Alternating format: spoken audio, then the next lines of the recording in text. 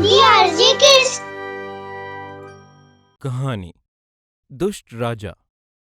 मधुपुर राज्य का राजा विक्रम सिंह बहुत ही तानाशाह और प्रजा पर अत्याचार करने वाला राजा था। उसके दरबार के सभी अधिकारी उसकी तरह लालची और दुष्ट थे। एक दिन दरबार में दो सैनिक एक गरीब किसान को लेकर आते हैं। राजा पूछते हैं, इस किसान को हमारे सामने पेश करने का क्या उद्देश्य है? महाराज, इसने इस साल का लगान नहीं दिया है, इसलिए हम इसे पकड़कर यहाँ ले आए। महाराज, इस बार फसल अच्छी नहीं हुई है, बहुत नुकसान हो गया है, मेरे पास कुछ नहीं है। खामोश! अगर इसके आगे एक शब्द भी तुम्हारे मुंह से निकला तो इसी समय तुम्हारी गर्दन धड़ से अलग कर दी जाएगी। पूरे दरबार में सन्नाटा छा जाता है। किसान हाथ जोड़कर सर झुकाए खड़ा रहता है। सैनिकों, तुरंत जाओ और इस किसान के सारे खेत कब्जे में ले लो। तुरंत हमारे आदेश का पालन हो। जी महाराज। दोनों सैनिक किसान को लेकर उसके खेत पर जाते हैं। किसान उनके आगे बहुत रोता है, सर पटकता है, लेकिन सैनिकों पर उसका कोई असर नहीं होता। मेरे खेतों को मत लो भाई, मैं अगले साल सारा लगान चुका दूंगा, छोड़ दो, रहम करो भाई। सीधे तरीके से जमीन में कीला ठोकने दे, नहीं तो मुफ्त में जान गंवानी पड़ेगी। सैनिक लाल झंडा किसान के खेत में गाड़ देते हैं। किसान रोता हुआ घर चला जाता है और अपनी पत्नी दुर्गा से कहता है, दुर्गा, हम बर्बाद हो गए, सब कुछ खत्म हो गया। साफ साफ बताइए, क्या हो गया? हमारे सारे खेत महाराज ने अपने कब्जे में ले लिए हैं। आज के बाद उन खेतों पर हमारा कोई अधिकार नहीं है। हम कुछ न कुछ कर लेंगे, आप दुखी मत होइए। बिना खेत के हम कैसे गुजारा करेंगे? हम ये गांव छोड़कर दूसरे गांव में चले जाते हैं, वहीं पर कुछ मेहनत मजदूरी कर लेंगे। इतना आसान नहीं है दुर्गा ये सब करना। हम दोनों मिलकर कुछ न कुछ कर लेंगे। हम आज रात को ही गांव से निकल जाएंगे। ठीक है। रात होते ही दोनों पति पत्नी अपना जरूरी सामान लेकर जंगल के रास्ते दूसरे गांव के लिए निकल पड़ते हैं। बहुत देर तक चलने के बाद उन दोनों को जंगल में कुछ आवाज सुनाई देती है। ऐसा लग रहा है कि जैसे कोई ओम का उच्चारण कर रहा है। हाँ, कहीं पास ही आवाज आ रही है, चलो देखते हैं। वो देखो, उस पेड़ के नीचे कोई साधु महाराज तपस्या कर रहे हैं। अरे हाँ, वहीं उनकी कुटिया भी है, और देखो बकरी भी बंधी हुई है। चलो वहाँ चलते हैं। दोनों बाबा को प्रणाम करते हैं। बाबा अपनी आंखें खोलते हैं और पूछते हैं, रात को घोर अरण्य में विचरण करने का क्या तात्पर्य है? बाबा, हमारा सब कुछ राजा ने जबरदस्ती छीन लिया है। इसीलिए बाबा हम जान बचाकर गांव से निकल पड़े हैं। किसान रोने लगता है।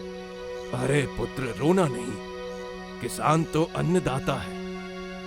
तुम दोनों यहाँ आसन पर आराम से बैठो, मैं तुम्हारे लिए कुटिया से दूध लाता हूँ। बाबा कुटिया के अंदर जाते हैं और दोनों के लिए दूध लाते हैं। ये दूध ग्रहण करो, बकरी का दूध है, बहुत पौष्टिक है। पति पत्नी दूध का सेवन करते हैं। धन्यवाद बाबा, दूध के सेवन से बहुत अच्छा महसूस हो रहा है। हाँ बाबा, एक नई शक्ति आ गई है शरीर में। अच्छा बाबा, अब हमें जाने की अनुमति दीजिए। हाँ बाबा, बहुत दूर जाना है। अब तुम्हें दूसरे गांव जाने की आवश्यकता नहीं है। वो क्यों बाबा? वो इसलिए क्योंकि अब तुम्हारे कष्टों का निवारण होने वाला है। समझने की आवश्यकता नहीं है, कल तक सब समझ में आ जाएगा। ठीक है बाबा। जाओ, अपने गांव वापस लौट जाओ और इस बकरी को अपने साथ ले जाओ, तुम्हारे सारे कष्ट दूर हो जाएंगे। जाओ पुत्र, विलंब ना करो।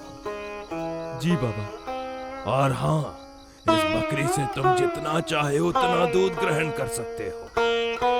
बकरी के थनों के नीचे कोई पतरा रख दो तो वो अपने आप दूध से पूरा भर जाएगा।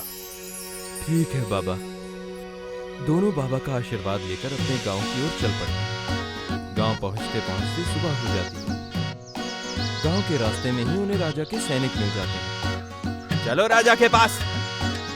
सैनिक उन दोनों को बकरी के साथ पकड़कर राजा के सामने पेश करते हैं। महाराज, सुबह सुबह हमने इनको गांव में घुसते हुए पकड़ा है। रात को कहाँ गए थे तुम लोग? और ये बकरी किसकी है?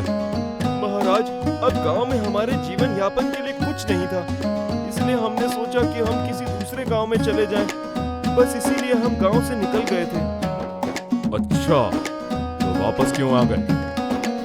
महाराज, रास्ते में एक साधु बाबा मिले थे। उन्होंने ये चमत्कारी बकरी हमें दी है और उन्होंने ही हमें वापस गांव में आने के लिए कहा। ऐसी क्या खास बात है इस बकरी में? महाराज, इस बकरी के नीचे जो भी बर्तन रखा जाए वो इसके दूध से लबालब भर जाएगा। इस बकरी का दूध बहुत स्वादिष्ट है।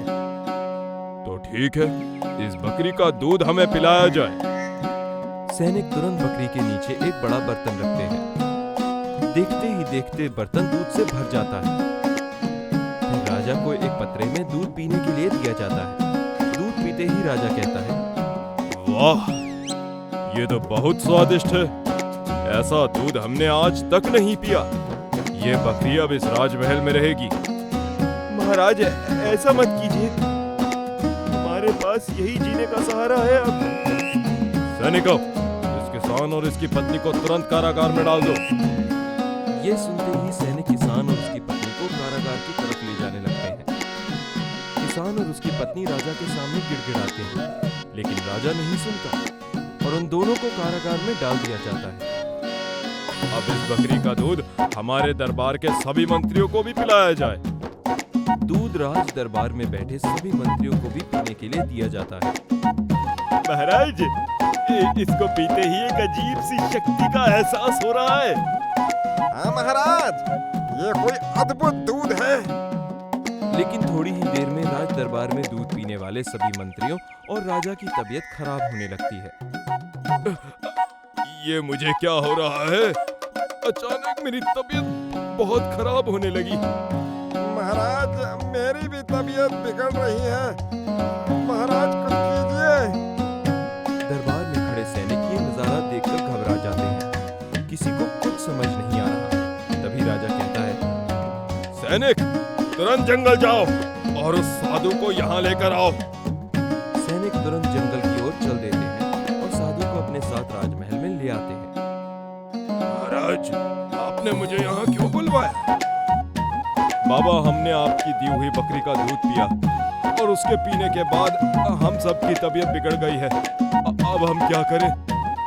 यह आपके कामों का ही फल है महाराज। आपने बहुत पाप किए हैं। आपने अपनी गरीब प्रजा को बहुत सताया। अब आपको कोई नहीं बचा सकता। कर्मों का फल तो भोगना ही पड़ता है। नहीं बाबा, मैं अपनी सारी गलतियां सुधार दूंगा। जैसा आप कहेंगे वैसा ही करूंगा, लेकिन हमारी जान बचा लीजिए। महाराज, आपकी जान बचाने का बस एक ही उपाय है। वो क्या है बाबा? आपने जिस किसान को कारागार में बंद किया है, उसे अपनी पत्नी सहित मुक्त करिए।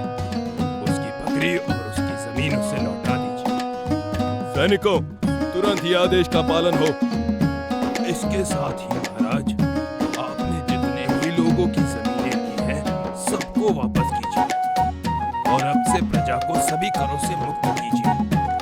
मैं अभी से प्रजा को सभी करों से मुक्त करता हूँ और सभी जमीनें वापस करता हूँ। राजा के आदेश से किसान और उसकी पत्नी कारागार से बाहर आ गए। मैंने अपनी प्रजा को बहुत सताया है, लेकिन आज के बाद उस राज्य में कोई दुखी नहीं रहेगा। राजा और उसके मंत्री स्वस्थ हो जाते हैं। उसके बाद उस राज्य की प्रजा खुशहाल हो जाती है।